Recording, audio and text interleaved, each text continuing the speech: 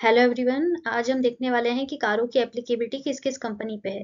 तो देखिएगा, CARO is applicable to every company. Student, हर किसी कंपनी को कारो एप्लीकेबल होगा, इंक्लूडिंग अ फॉरेन कंपनी। लेकिन कुछ कंपनीज इसकी एप्लीकेबिलिटी से एग्जिम्प्ट हैं। अब देखिए कौन कौन सी है। बैंकिंग कंपनी है, इंश्योरेंस कंपनी, सेक्शन 8 कंपनी जो कंपनीज एक्ट में रजिस्टर है, वन पर्सन कंपनी यानी ओपीसी, स्मॉल कंपनीज और प्राइवेट लिमिटेड कंपनी। लेकिन प्राइवेट लिमिटेड कंपनी केवल तभी एग्जिम्प्ट है स्टूडेंट्स जब ये कुछ क्राइटेरिया, कुछ कंडीशंस को फुलफिल करती है।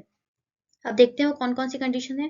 सबसे पहले तो प्राइवेट कंपनी किसी भी पब्लिक कंपनी की सब्सिडरी और होल्डिंग कंपनी नहीं होनी चाहिए। दूसरा, उस प्राइवेट कंपनी की paid up share capital and reserve 1 crore से ज्यादा नहीं होने चाहिए। स्टूडेंट्स, इधर एज ऑन डेट आपको देखना है, एज ऑन डेट।